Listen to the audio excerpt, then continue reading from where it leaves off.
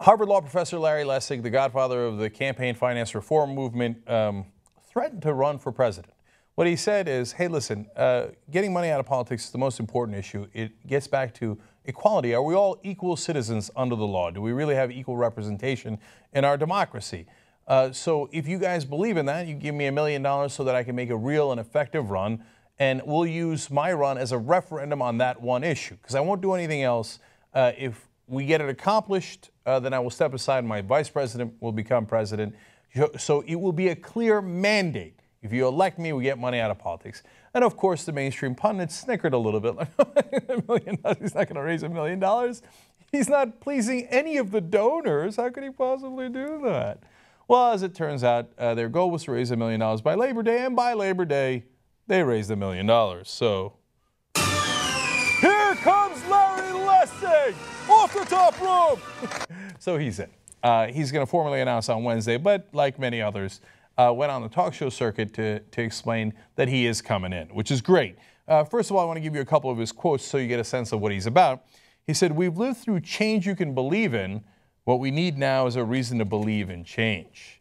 Now, that's my kind of language, obviously. Not a big fan of President Obama's false promises in this regard. I'm much harsher on President Obama than Larry Lessig is. You'll see that in a minute. But that whole change we can believe in turned out to be nonsense. He didn't do any of that. He had a mandate for this and a mandate for that and a little bit of health care and a little bit of financial reform, et cetera. And what happened? The donors and the lobbyists still run our government. So he's saying, I'm going to change that so that you have a reason to believe in change, because this is the only issue I'm running on. Okay. He explains a little more about how the campaign is about equality overall. He says that principle is a demand for equality, not the equality of wealth, though I share Sanders' view about the harm wealth inequality has done, and not an equality of speech.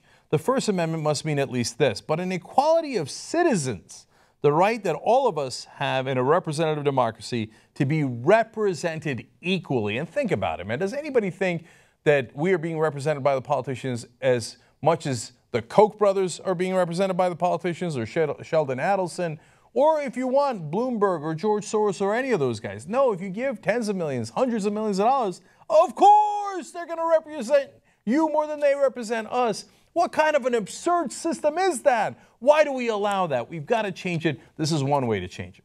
So now he goes on several different programs. He went on Free Zachariah. He went on This Week with George Stephanopoulos. Let's hear that out. So what exactly are you running to do? Well, I think I'm running to get people to acknowledge the elephant in the room, right? We have to recognize we have a government that does not work. The stalemate partisan platform of American politics in Washington right now doesn't work. And we have to find a way to elevate the debate, to focus on the changes that would actually get us a government that could work again, that is not captured by the tiniest fraction of the 1% who fund campaigns. So I think that makes a lot of sense. And this is why I love that he's running. Because now, when they weren't discussing it before, the Sunday talk shows will be having a conversation about the most important issue, how our system is entirely corrupted. So on that alone, you should be ecstatic that Larry Lessig's in the race, no matter what happens at that. And by the way, I should be very clear about this.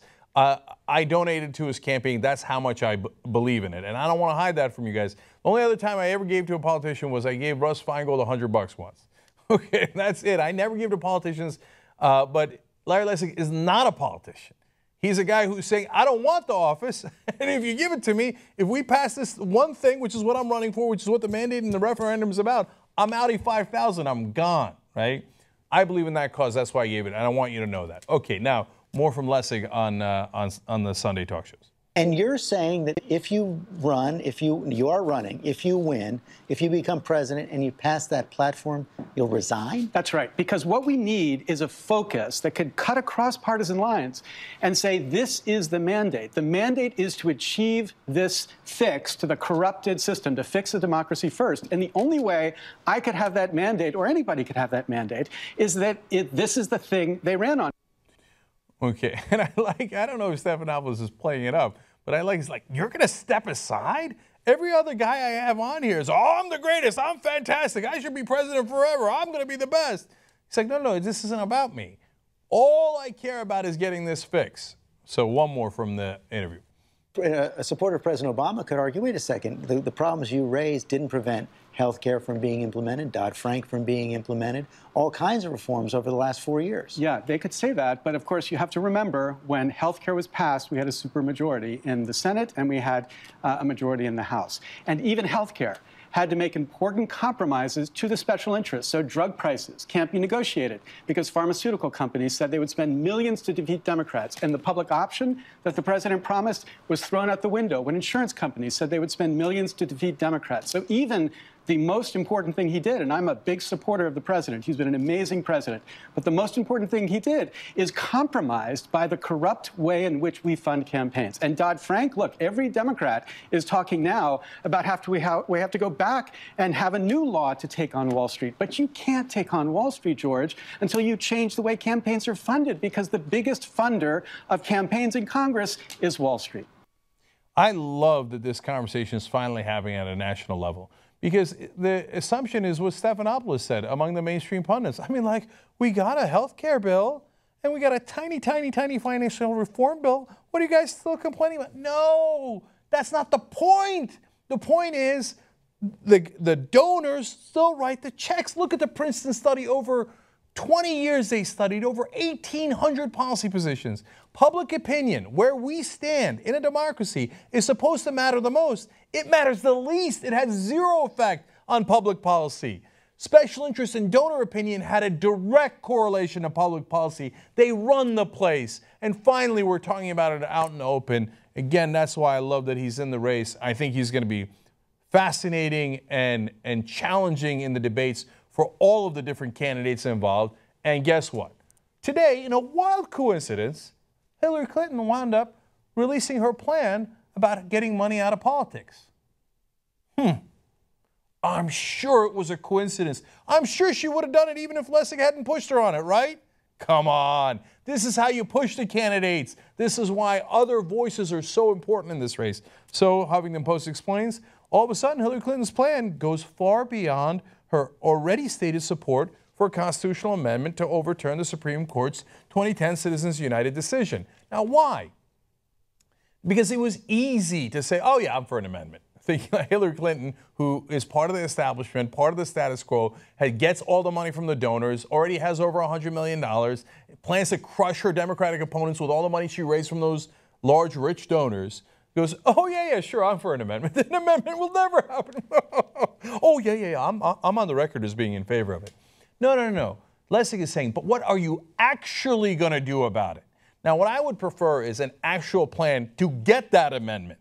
They're not going to do that because they don't really want it. But in the case of Hillary Clinton, and I'm not saying about Lessig, I'm saying about all the fake establishment candidates, and I'm not saying it about Bernie Sanders. I would be shocked if he was disingenuous on that issue. But still, you should ask Bernie Sanders as well. Yes, but what are you going to do about it? Because all of your other great plans aren't going to happen if every other politician in the country is still corrupt, still getting paid by the donors. So how are you going to fix the central issue? So now Hillary Clinton, all of a sudden, with specific proposals. She says that we have to end the flood of secret, unaccountable money that is distorting our elections, corrupting our political system, and drowning out the voice of too many everyday Americans. Those are the same exact donors that were giving it to her in secret. Now that she's challenged on it, all of a sudden, she has the zeal of the converted. Who converted her? People like Larry Lessig did. More voices equals much better debate and a much stronger, more progressive candidate no matter who wins.